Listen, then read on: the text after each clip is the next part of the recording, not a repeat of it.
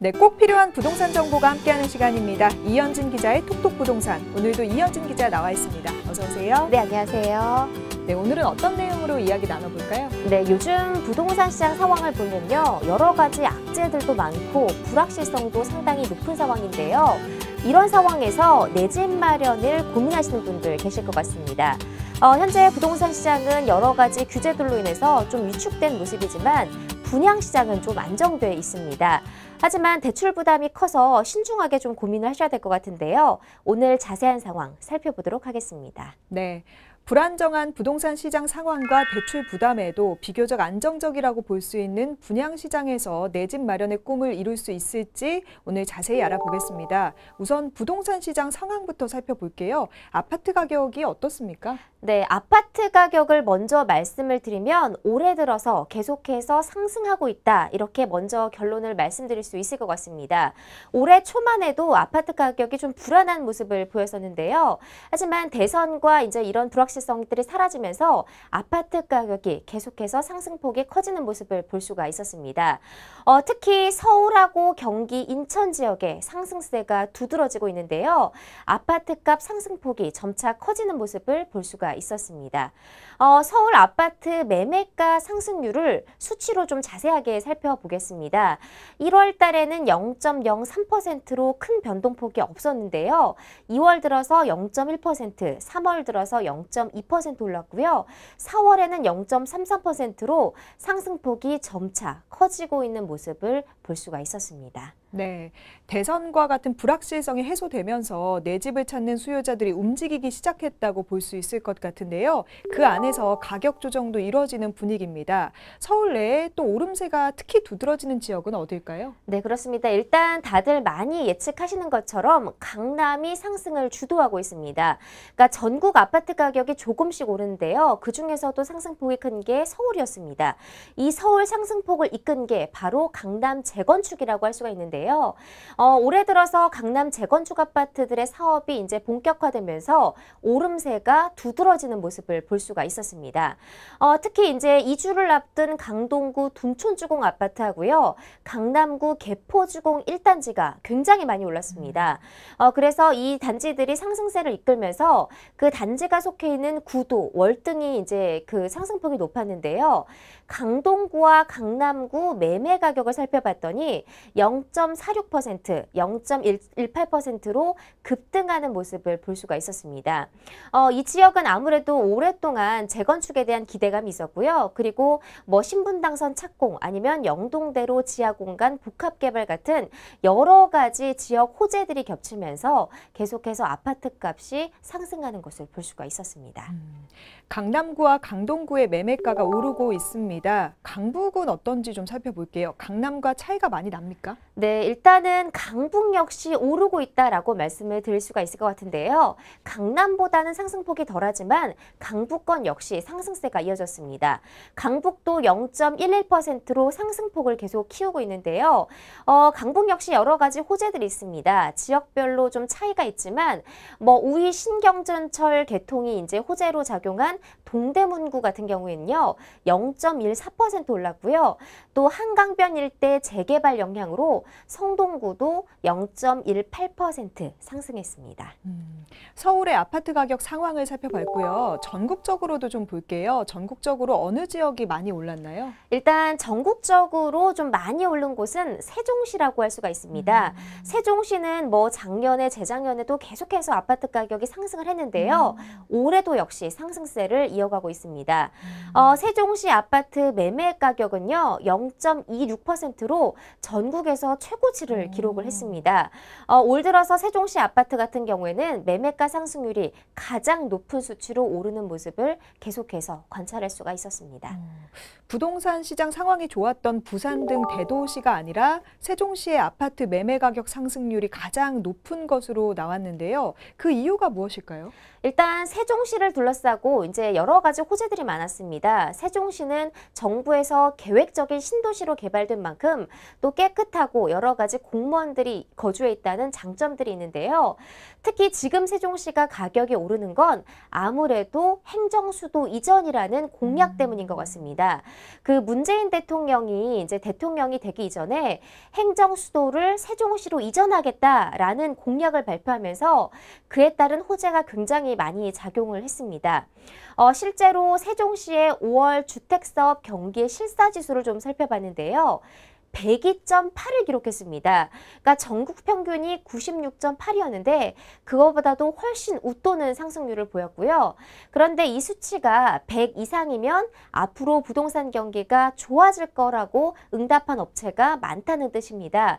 그래서 앞으로도 세종시 가격이 훨씬 더 오르고 전망이 좋을 거라고 응답한 업체가 많다라고 볼 수가 있을 것 같습니다. 이번에는 분양시장을 살펴보겠습니다. 청약 분위기는 어떤가요? 일단은 전반적으로 예상과 달리 청약 분위기가 완만한 흐름을 보이고 있습니다. 사실 올해 초만 해도 여러 가지 부동산 시장을 둘러싸고 불확실성이 많기 때문에 분양시장이 불안하다 이런 예측이 많았는데요. 근데 실제로 그 분양시장은 비교적 안정된 흐름을 보여주고 있습니다. 그 흐름을 보여주는 중요한 지표가 있는데요. 바로 주택도시보증공사에서 지표한 지표입니다. 올 1분기 전국 민간 아파트 초기 분양률을 조사를 했는데요. 무려 88.2%를 기록을 했습니다. 그래서 전분기 85.8%보다 2.4%포인트 높아진 거고요.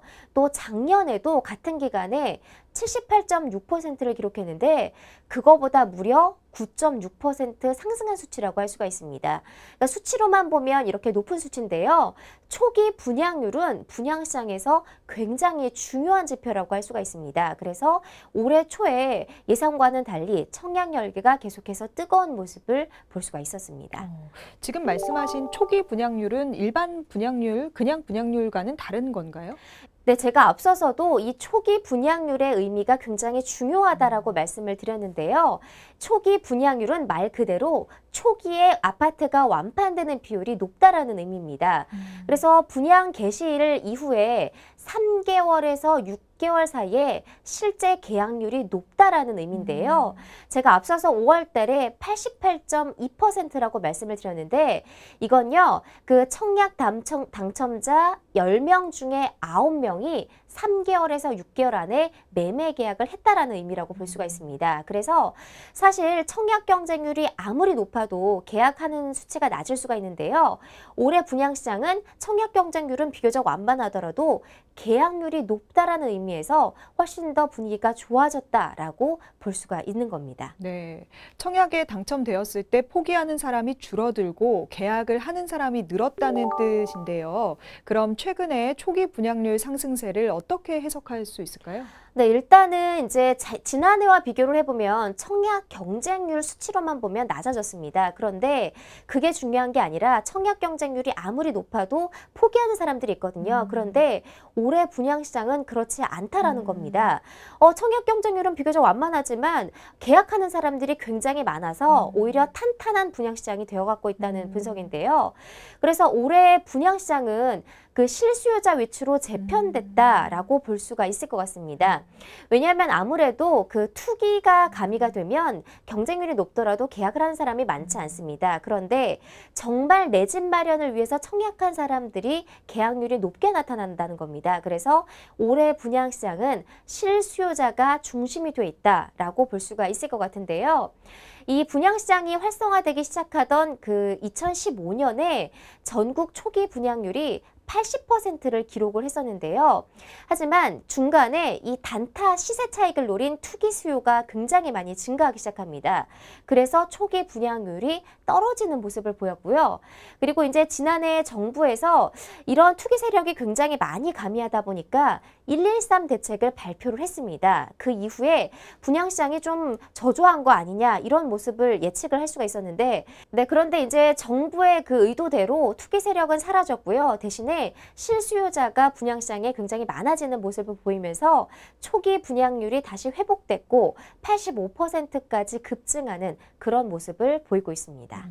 그러니까 정리하자면 분양시장에서 투기 세력이 줄어들고 실수요자 중심으로 재편된다. 이렇게 볼 수 있겠죠? 네, 그렇습니다. 아무래도 청약에 당첨되면 계약을 할 사람들은 1개월에서 3개월 안에 대부분 움직이기 마련인데요.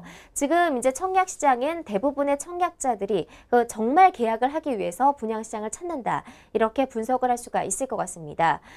작년 4분기부터 사실 113 대책의 영향이 조금씩 나타나기 시작했는데요. 특히 지방은 좀 불안한 신호가 많이 나오고 있지만 이제 수도권 분양시장은 정말 계약한 사람들만 계약할 의지가 있는 사람들만 시장에 뛰어들고 있다. 이렇게 분석할 수가 있을 것 같습니다. 그럼 이제 그 실수요자들을 위한 정보를 한번 알아보도록 하겠습니다. 아무래도 달라진 청약 규제 내용을 파악을 해야 내 집 마련의 꿈을 이룰 수 있을 것 같거든요. 네, 그렇습니다. 사실 지금 청약 시장에 문을 두드리시는 분들이 굉장히 많을 텐데요. 이 청약 규제를 잘 살펴보셔야 됩니다. 지난해부터 굉장히 달라진 청약 제도들이 많기 때문에 꼼꼼하게 따져보셔야 될 것 같은데요. 일단 청약 1순위 자격 조건이 굉장히 까다로워졌습니다. 특히 조정 대상 지역을 중심으로는요. 분양권 전매가 입주 시점까지 금지된다는 점 꼭 알아두셔야 될 것 같아요. 그래서 단기 차익을 노리신 투자자들이라면 이런 부분을 위해서는 과감히 포기하시는 게 좋고요. 실수요자라면 이번 청약 기회를 좀 적극적으로 활용해 보시는 게 좋을 것 같습니다. 앞으로 제가 좀 청약 1순위 조건이 어떻게 바뀌었는지 또 청약 규제들이 어떤 것들이 있는지 좀 자세하게 살펴보셔야 될 것 같습니다. 네, 그 청약 조정 지역이라고 하셨는데 그 지역은 어디에 있고 또 그 지역에서는 어떤 조건을 확인하는 게 좋은지도 알려주세요. 네, 그렇습니다. 정부에서 이 청약 조정 지역을 선정을 했습니다. 이 청약 조정 지역이라는 건요. 작년에 너무 열기가 과열이 된 37개 지역인데요. 전국에 있는 다른 지역보다 이 37곳은요. 청약 규제가 굉장히 많이 들어갔습니다. 일단 어떤 지역이냐 살펴보면요. 서울은 25개 구의 공공이나 민간 택지가 전부 포함이 됐고요. 경기는 과천, 또 성남 같은 경우에는 민간 및 공공 택지지구가 전부 포함이 됐습니다. 그리고 경기도 하남, 또 고양시, 남양주, 동탄 이 신도시 공공 택지 이렇게 분석을 할 수 있을 것 같고요. 지방으로 좀 넘어가면 부산 해운대구, 연제구, 동래구, 남구, 수영부 민간 택지고요. 세종시 같은 경우에는 공공 택지인데요. 이 지역에서는 1순위 청약통장과 함께 반드시 가구주여야만 1순위 자격을 유지할 수가 있습니다. 또 이제 2개 이상의 주택을 보유하고 있으면요. 1순위에서 아예 제외가 되고요. 특히 과거 청약통장을 사용해서 조정주택이나 공공택지 분양가 상한제가 적용된 주택에 당첨된 사실만 있어도 재당첨 제한을 받을 수가 있습니다. 그래서 과거에 아파트를 산 기억이 있다면 일정 기간 동안 청약을 할 수 없도록 규제가 되어 있고요. 그다음에 수도권 과밀억제권역에 있는 전용 면적 85제곱미터 이하는 당첨자 발표일로부터 5년, 또 85제곱미터 초과는 3년간 제한된다는 점을 알아두셔야 될 것 같은데요. 이렇게 청약 규제들이 한눈에 볼 수 없을 정도로 굉장히 복잡합니다. 그래서 청약을 하실 때는 내가 만약에 여기 자격이 되는지 꼼꼼하게 잘 살펴보시는 게 좋을 것 같습니다. 네, 이런 조건들을 미리 확인하시는 게 좋겠습니다. 청약에 당첨이 되면 그 후에는 자금을 마련해야 하는데요. 보통 대출을 이용하실 거예요. 이 대출을 받기가 쉽지 않다는 얘기가 있는데 어떤가요? 네, 요즘 청약 규제뿐만이 아니라 또 유의하셔야 될 점이 있습니다. 바로 대출 규제인데요. 지금 정부에서 가계대출 규제로 인해서 금융권이 집단대출을 사실상 중단한 상태입니다. 그러니까 아파트를 사기 위해서 받는 집단대출이나 중도금 대출이 지금 꽉 막혀 있는 상황인데요. 물론 지금 잔금 대출까지 막혀서 아파트를 구매하기 위해서 대출을 받기가 굉장히 어려운 상황입니다. 사실 과거에는 대출이 쉽다 보니까 분양가의 10%나 20%의 계약금만 있으면 청약시장에 뛰어들 수 있었는데요. 그런데 지금은 이 아파트 잔금까지 대출 규제를 받고 있기 때문에 그 아파트에 관한 자금을 마련할 때 꼼꼼하게 계획을 세우셔야만 아파트를 구매할 수 있는 상황이 됐습니다. 대출이 어려워졌다는 이야기는 많이 들리는데 구체적으로 그 내용을 모르시는 분들도 많을 것 같아요. 어떤가요? 일단은 정부에서 금융 관련한 대출 규제를 여러 가지를 마련을 했습니다. 가장 큰 게 중도금 담보 대출을 해주지 않는 거고요. 그리고 또 다른 규제들도 있습니다. 우리가 대출을 받을 때 부동산에서 가장 중요한 이제 그 지표가 있는데요. 바로 주택담보를 받기 위해서 핵심 요건인 주택담보 인정 비율 LTV하고 총부채 상환 비율 DTI라는 게 있습니다. 그런데 말만 들어서 LTV, DTI는 좀 어려우실 수 있는데요. 그런데 이게 지금 일시적으로 완화된 상태입니다. 그런데 이 한시적으로 완화됐던 LTV, DTI 비율이요. 오는 8월부터 원상태로 돌아갑니다. 그러면 집을 사기 더 힘들어질 수 있는 건데요. 좀 쉽게 다시 풀어서 말씀을 드리면 LTV, DTI는 아파트 대출을 받을 수 있는 비율을 말합니다. 그러니까 이 비율이 높으면 대출을 받을 수 있는 확률이 그만큼 높아지는 거고요. 비율이 낮아지면 그만큼 대출을 받기가 적어지는 겁니다. 그래서 그 문재인 대통령이 이미 대선 공약에서 발표를 했습니다. 일시적으로 완화된 이 조치를 연장할 생각이 없다. 이런 점을 밝혔기 때문에요. 장기적으로 아마 LTV, DTI가 축소될 가능성이 굉장히 높은 상황이어서 앞으로 대출 받기가 더 힘들어질 전망입니다. 대출 규제가 그렇게 강화되면 은행에서 대출을 받아서 집을 사는 사람들은 더 힘들어지는 거죠? 그렇습니다. 사실 요즘에 아파트를 마련을 할 때, 그러니까 내 집을 마련할 때 대출을 안 받고 마련한 사람이 거의 없을 정도로 대출을 이용하고 있는데요. 그래서 서민들의 불안이 더 커지고 있습니다. 제가 예를 들어서 하나 말씀을 드리면요.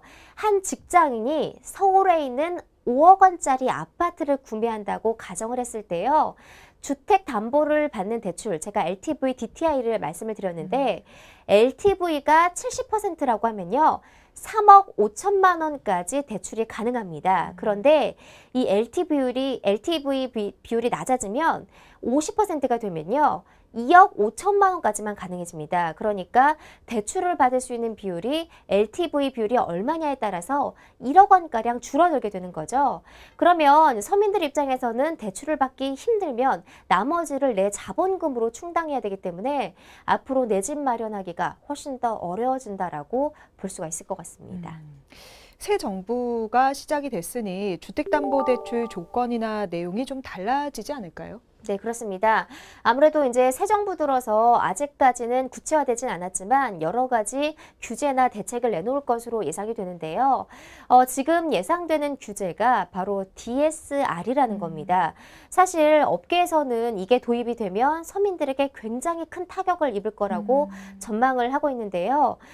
DSR은 총부채 원리금 상환 비율이라고 합니다.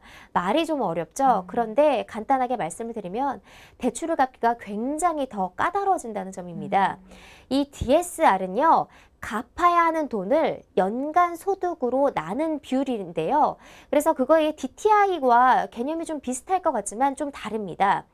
갚아야 하는 돈을 계산하는 방식에서 DTI보다 대출자에게 훨씬 더 까다롭게 적용이 되는데요. DTI는 다른 대출의 이자 상환 추정액만 심사 기준에 넣지만 이 DSR은요. 다른 대출의 원금 상환액 등 대출자가 한 해 동안 실제로 얼마야 갚아야 하는지를 기준으로 해서 이 상환 능력을 산정하게 됩니다. 그러니까 DSR은 기존의 이 대출자가 얼마만큼 대출이 있는지 다른 신용대출까지 전반적으로 싹 평가를 한다는 건데요.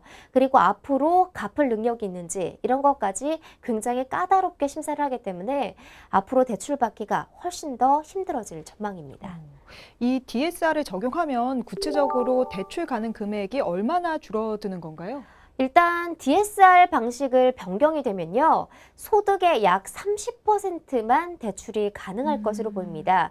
지금 LTV DTI가 뭐 70%, 60% 비율이 되는 거와 확연히 낮아진다고 볼 수 있는데요. 뭐 이렇게 거의 절반 이상이 낮아진다라고 볼 수가 있을 것 같습니다. 결국 빚을 내고 내 집을 마련하는 일은 점점 더 어려워지겠네요. 네, 그렇습니다. 물론 이런 정책이 큰 흐름에서는 맞다고 볼 수가 있습니다. 아무래도 우리나라가 전체적으로 가계부채가 굉장히 많기 때문에 이걸 통제하기 위해서 금융권에서 이런 정책을 시행하는 것으로 보이는데요. 하지만 조금 더 융통성이 있어야 된다. 실수요자에게 좀 필요한 그런 정책이 필요하다라는 그런 지적도 많습니다. 왜냐하면 실수요자는 정말 내 집 마련을 위해서 빚에 기댄 채 내 집 마련하는 건데 이런 대출 규제마저 적용이 되면 사실 실수요자는 내 집 마련에서 점점 더 멀어지게 마련입니다. 그래서 아무리 가계부채 대책도 좋지만 실수요자를 위한 정책이 반드시 필요한 게 사실입니다.